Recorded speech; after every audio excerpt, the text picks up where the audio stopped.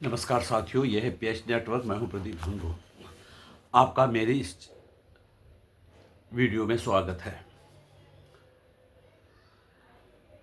हाल ही में American government ने एक रिपोर्ट पब्लिश की है जो कि USCIRF द्वारा प्रकाशित की गई है। United states commission of international religious freedom. उन्होंने ये रिपोर्ट दी है कि भारत में माइनॉरिटीज़ के साथ अत्याचार होते हैं और डिस्क्रिमिनेशन की जाती है। ये जो कमेटी बनी हुई है, ये वहाँ के अमेरिका के कानून के मुताबिक बनी है, जिसमें कि मेंबर होते हैं पॉलिटिकल पार्टी से और प्रेसिडेंट अपॉइंट करता है। जो इस वक्त के प्रेसिडेंट है कमेटी के, वो है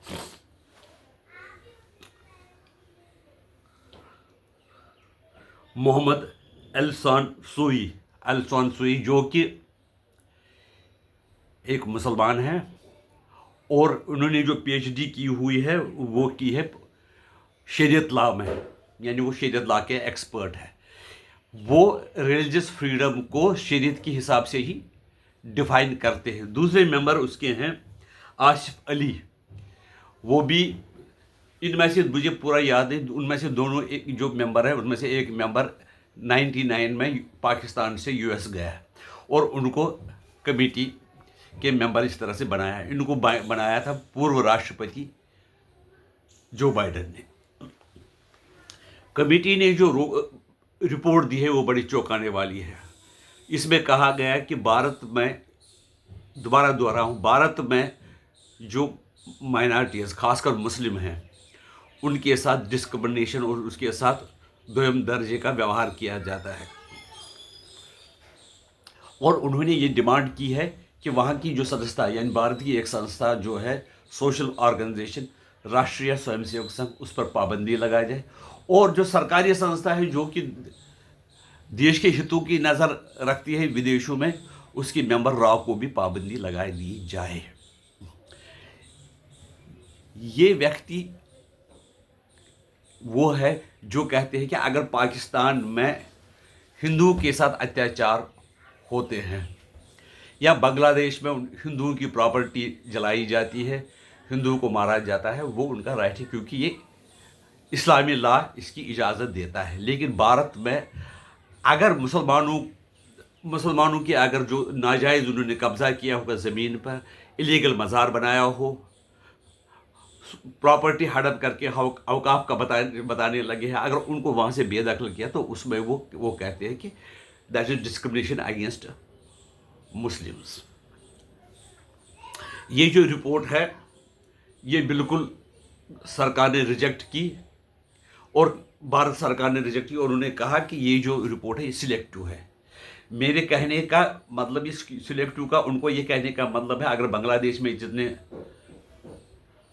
हिंदू पे जुल्म होते हैं, पाकिस्तान में जिस तरह से लड़कियों को का अपहरण किया जाता है, उनको इस्लाम में कन्वर्ट किया जाता है, और अभी जो अमेरिका ने ईरान में बच्चियों पर बॉम्ब गिरा दिया और 160 से ज़्यादा बच्चियाँ मारी, उसके बारे में कुछ नहीं कहा गया इस रिपोर्ट में।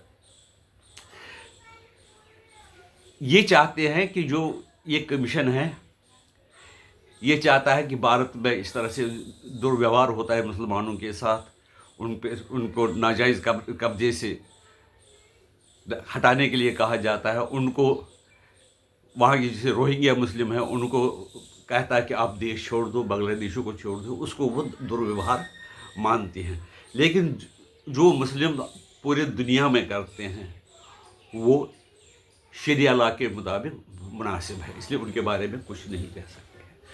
और रिपोर्ट भी उस वक्त आई जब अमेरिका और भारत के बीच में कुछ तनातनी है। तनातनी तो इस तरह से, तो दो जो देश है उनके बीच में तो रिश्ते अच्छे हैं, लेकिन एक चीज़ है कि कई मामलों पर भारत और अमेरिका डिफरेंस ऑफ ओपिनियन रखते हैं। जैसे ट्रेड डील के बारे में उनके विचार हैं क्या नहीं है, वो हिंदुस्तान के विचार से अलग है, और हिंदुस्तान ने कहा कि हम ऐसे ही एक्सेप्ट करते हैं ट्रेड डील्स को दूसरों के, जिसमें कि दोनों के लिए विन विन पोजीशन हो, लेकिन हम किसी के गुलाम बनकर नहीं रह सकते हैं। ये देखा है कि 22 अप्रैल को भारत में पहलगाम में धर्म पूछकर लोगों को 22 लोगों की हत्या की गई थी, उसके बारे में भी अमेरिका ने कुछ नहीं कहा। ना वो जो USCIFRF बनी हुई है, United states commission for international religious freedom, उसने उसके बारे में कोई चर्चा नहीं की। पाकिस्तान में जो हिंदू के साथ होता उसकी कोई चर्चा नहीं की। हालांकि हाल ही में बांग्लादेश में हिंदू के साथ क्या हुआ, मंदिर तोड़े गए,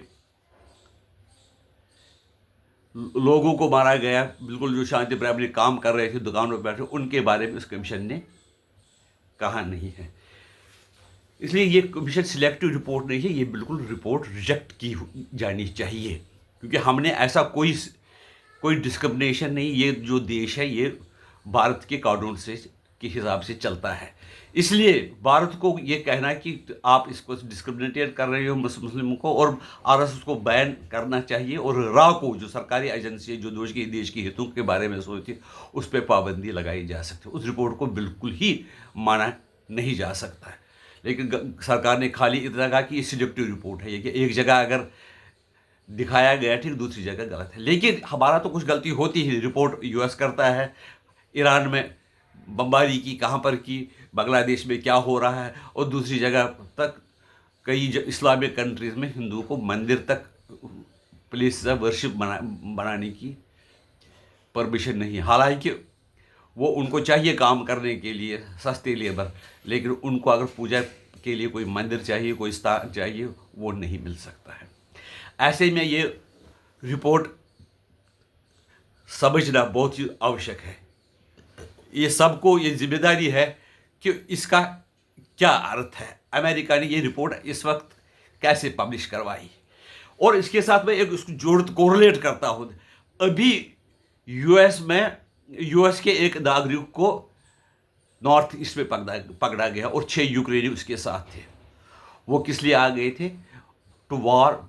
to wage war against the nation. Mizoram को अलग करके एक क्रिश्चियन देश बनाने के लिए वो वहाँ के ड्रोन वगैरह लेके आएंगे। ये सब रिपोर्टों को देखकर, जैसे वो USFIR अमेरिका की जो उनके बयान है, उनके लीडरों के बयान है, और उनका पकड़ना, जो यूक्रेनियन और अमेरिकन जो लोग हैं उनको पकड़ना है, ये सब अगर हम एक हिसाब से लिए तो हिंदुस्तान को अपनी तैयारी बहुत अच्छी तरह से करनी चाहिए, क्योंकि ये जो अमेरिका है इस वक्त ईरान के साथ लगा हुआ है, ये कभी भी किसी को भी कुछ भी नुकसान पहुंचा सकता है। और इस वक्त अमेरिका क्या करता है, अपने हितों के लिए रेडिकल्स, वैसे भी हमेशा उन्होंने रेडिकल जो एलिमेंट है मुस्लिम सोसाइटी के, उनके साथ ही पक्षधर रहे हैं। अच्छा, दूसरी बात है, ये जो मुस्लिम मेंबर है 2 जिन्होंने ये रिपोर्ट तैयार की, तो उनसे ये मैं कह रहा हूँ, चीन के बारे में उन्होंने कुछ नहीं लिखा। वहाँ पर जैसे कि जो मुसलमान हैं उन पर फूल बरसाए जाते हैं, उनको बड़े प्यार से रखा जाता है, लेकिन जबकि मैंने सुना है कि उनको कंसंट्रेशन में कैंप में रखते हैं, यहाँ तक कि वो डिरियलाइजेशन के कैंपों में रखा जाए, और उन पर बहुत ही ज़्यादतियाँ हो रही है। क्या आप मेरी बात से सहमत है कि RSS को पाबंदी नहीं जानी चाहिए, और राह को जो बैन करने की वकालत करते हैं उसको भारत सरकार को पुरजोर तरीके से उसको नामंजूर करना चाहिए। नमस्कार, वंदे मातरम।